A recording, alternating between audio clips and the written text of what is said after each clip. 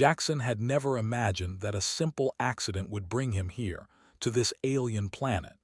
It was supposed to be a routine exploration mission, one of many in the vast galaxy that humans had begun to traverse. But fate had other plans.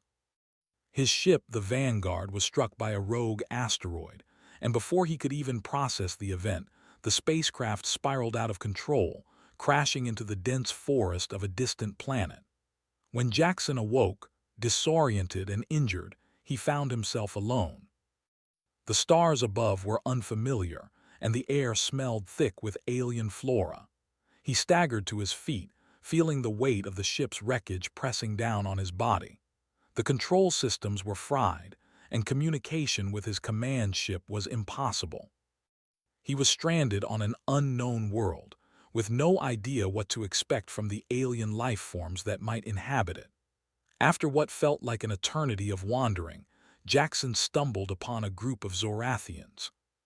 The aliens stood tall, their bodies sleek and angular, their skin a shimmering silver blue. They were unlike anything he had seen before, their features sharp and striking. The group had noticed him before he had even realized they were watching him. It seemed that, like most humanoid species, their curiosity was as strong as their caution. Jackson had tried to speak with them, but the language barrier was too great. Fortunately, the Zorathians seemed to understand his basic gestures. Without much choice, Jackson allowed himself to be led by them, hoping that they might offer him shelter or at least a way to survive. Eventually, they arrived at a magnificent palace, massive, towering over the dense landscape, constructed from materials that Jackson could only describe as organic yet refined. It was clear that this place was not just a home, but a symbol of power, perhaps even the seat of the Zorathian royal family. Inside, Jackson was placed before a grand throne room, where an assembly of the planet's most prominent figures waited. It was then that he first laid eyes on Princess Izara, the ruler of the Zorathian people. Izara was unlike any other being Jackson had encountered. She stood at the center of the room, her tall, regal form emanating an aura of authority. Her skin was the same shimmering silver blue as her people, but there was something else, an undeniable beauty, a grace that transcended mere physical appearance. Her eyes were an almost glowing shade of violet, and they seemed to pierce through Jackson's very soul. He stood frozen, unable to move as she approached him. Her presence was overwhelming, and in that moment Jackson felt small, insignificant in comparison to her majesty. The Zorathians were advanced, technologically and intellectually. They had achieved what humanity could only dream of, and yet Jackson couldn't help but feel a spark of admiration for this princess. There was something about her that drew him in, something more than just her beauty. There was an air of loneliness surrounding her, a sense of burden she carried that Jackson could sense, even in his confused state. Izara's voice broke the silence, her words like a melodic command. "Human," she said, her tone sharp yet strangely gentle, "you are far from your world. Speak. What is it that you seek here?" Jackson was taken aback by the question. He had no answers, no plan. He had come to explore, to map the unknown, but now, standing in front of this alien queen, all he could think of was how much he had lost. I don't know," he said, his voice hoarse. "My ship was damaged. I didn't expect to be here, but I have nowhere else to go." The room fell into an uncomfortable silence. The Zorathians, dressed in elegant armor, looked at each other, whispering amongst themselves in a language Jackson couldn't understand. All he could do was stand there, hoping they would offer him a way out, some sort of solution to his predicament. But then Izara moved closer, her violet eyes fixed on him. "You are a curious creature," she said softly. "Do you not fear us? Do you not understand the danger of being in a foreign land, surrounded by those who could easily take your life?" Jackson swallowed hard. "I suppose I should be scared," he said. "But I've never been one to fear the unknown. I'm more curious than anything." Izara stared at him for a long moment, her gaze intense, as if she was trying to read him. The silence stretched on, thick and heavy, until finally she spoke again, her voice softer than before. "Curiosity," she said, "is a trait I can respect, but it is also a dangerous one. For your sake, I hope it does not lead you into deeper trouble." Jackson nodded, but his attention was fixed on Izara. There was something in the way she spoke, a hint of sadness behind her words that he couldn't ignore. Despite the coldness of her tone, Jackson sensed that she was not the detached ruler she appeared to be. Beneath her poised exterior, there was vulnerability, something raw and human. In that moment, something unexpected happened. Without thinking, without intending to do anything out of the ordinary, Jackson spoke the words that had been on his mind since he first laid eyes on her. "You're gorgeous," he said, almost absent-mindedly. The room went completely still. Every Zorathian present, including Izara herself, froze. The words hung in the air, and for a moment Jackson regretted speaking them. He had never been one to hold back compliments, but this was different. This was a princess, a ruler, a being far above him. Who was he to call her gorgeous? He expected anger or at least a sharp rebuke. But then something happened. Izara's eyes widened, her expression shifting in an instant. She took a small step back, her breath hitching in her chest. The color drained from her face, and for a brief moment it seemed as though her knees would buckle beneath her. She collapsed forward, falling to the floor before anyone could react. Jackson's heart raced as he rushed to her side, panic setting in. "Princess, are you okay?" Izara lay on the cold stone floor, her eyes closed. The other Zorathians looked on in shock, too stunned to move. Jackson knelt beside her, unsure of what had just happened. What had he said? What had caused this reaction? A few long moments passed before Izara stirred, her eyes fluttering open. She looked at Jackson, and for the first time there was something different in her gaze. It wasn't anger or disdain, but something else, something softer, more human. I am not accustomed to such words," she whispered, her voice shaky.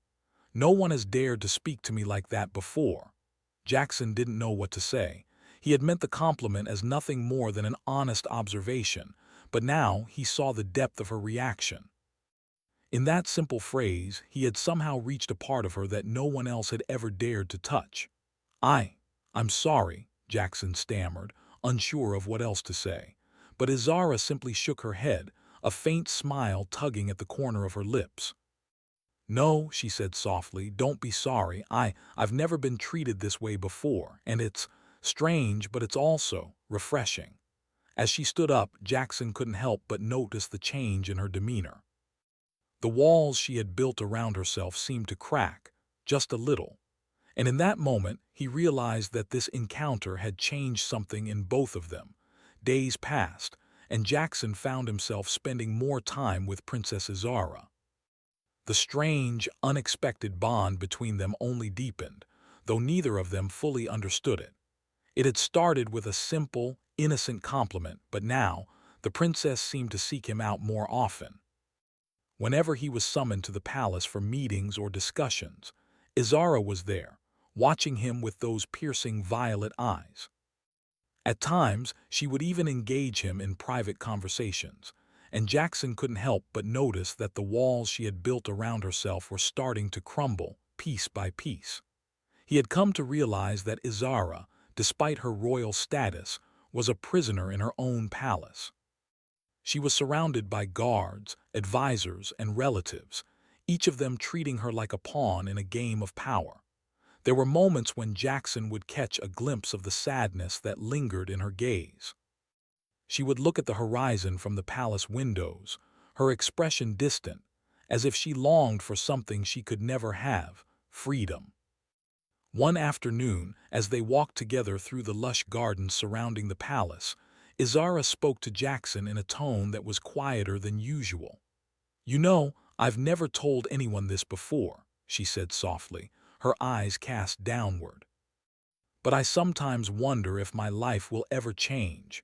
Jackson stopped walking and turned to face her, Her voice was strained and he could see the deep weight of her words. "What do you mean?" he asked, his voice gentle. I thought you were the princess. Isn't everything supposed to be perfect for you?" Izara gave a short, humorless laugh. "Perfect? Far from it. I'm the heir to the Zorathian throne, Jackson, but being a princess isn't all it's cracked up to be. It's more like being a prisoner in a gilded cage. There are rules I must follow, expectations I must live up to, and people constantly pulling at me, trying to manipulate me for their own gain." Jackson felt a pang of sympathy. He had always imagined royalty to be a life of luxury and ease, but hearing Izara speak like this opened his eyes to a different reality. "So, you don't want to be a princess?" he asked, a little confused. Izara looked at him, her violet eyes filled with a mixture of frustration and sadness. "I don't know," she admitted. "Sometimes I wish I could be like you, free to make my own choices, free to live without constantly being watched. But the moment I was born, I was tied to the throne. My entire life has been mapped out for me. I've never had the chance to live for myself." Jackson understood more than she realized. He had always been a free spirit, traveling from planet to planet, exploring new worlds and never having to answer to anyone. He had never known what it was like to live with such pressure. "That sounds really hard," he said quietly. "But you have the power to change things, right? You're the princess. You can do whatever you want." Izara shook her head. "It's not that simple. The moment I defy the expectations placed on me, the moment I refuse to play my part, everything I've worked for will be destroyed. My family will disown me and the people will turn against me. As much as I wish I could escape, I know the consequences would be severe. So I keep my feelings hidden, locked away, and continue to play my role." Jackson could sense the weight of her words, the pain in her voice. He could see the toll that this life had taken on her. She was more than just a princess. She was a young woman trapped in a world that never allowed her to be herself. As they continued to walk through the garden, Jackson couldn't help but feel a deep sense of empathy for her. She wasn't just a princess. She was a person with dreams, desires, and fears. And in that moment, Jackson made a silent promise to himself. He would help her. He would find a way to help her break free from the chains that bound her, even if it meant risking everything. Later that evening, Jackson was summoned to the palace once again. He was led into a grand hall, where he found Izara sitting at a long table, surrounded by advisors and military leaders. They were discussing matters of state, strategies for dealing with the increasing threats from neighboring planets. Jackson knew little about politics or war, but he had been invited to sit in on the meeting, his presence a sign of trust from Izara. As the discussion went on, Jackson couldn't help but notice how detached Izara seemed. She sat at the head of the table, listening to the voices around her, but her mind appeared to be somewhere else. Her hand rested idly on the table, her fingers tapping nervously. Jackson leaned in, his voice barely above a whisper. "Are you all right?" he asked. Izara didn't answer right away. She merely stared at the table, her gaze distant. Finally, she spoke, her voice low. "I'm fine," she said, but Jackson could tell she was. There was something more on her mind, something that weighed heavily on her heart. As the meeting continued, Jackson caught Izara looking at him several times, her eyes filled with unspoken thoughts. When the meeting ended, she asked him to stay behind and the others filed out of the room, leaving the two of them alone. "Jackson," Izara began, her voice trembling slightly, "there's something I need to tell you." Jackson could feel the gravity in her words. "What is it?" he asked, his voice calm and steady. Izara stood up from the table, her posture straight, but there was a sadness in her eyes that made Jackson's heart ache. She walked over to the window, staring out at the stars beyond. "I have to make a decision soon," she said softly. "A decision that will affect the future of my people, my family, and everything I've known. But I don't know if I can do it." Jackson stepped closer to her. "What kind of decision?" Izara turned to face him, her expression filled with conflict. I can either continue to follow the path laid out for me by my family and the council, or I can take control of my own life, even if it means betraying everything I've known. The future of my people is at stake, Jackson, and I have to choose whether to sacrifice my own happiness for the greater good, or follow my heart. Jackson reached out, gently taking her hand in his. He could feel the tremble in her fingers, the weight of the decision she was about to make. "You don't have to do it alone," he said softly. "You don't have to sacrifice your happiness. There's always another way." Izara's eyes softened as she looked at him, her lips forming a faint smile. "I wish it were that simple." "I know," Jackson replied, his voice full of conviction. "But whatever you decide, I'll be here. You don't have to carry this burden alone." For the first time in a long while, Izara allowed herself to lean into his support. She closed her eyes, letting the warmth of Jackson's words wash over her. It was a small step, but it was enough. For the first time, she felt like she wasn't completely alone in her struggles. The days that followed were filled with tension. Izara continued to carry the weight of her decision, torn between duty and desire, tradition and freedom. Jackson could see the toll it was taking on her, and he wished there was something more he could do. But he knew that the decision had to be hers, and all he could do was stand by her side.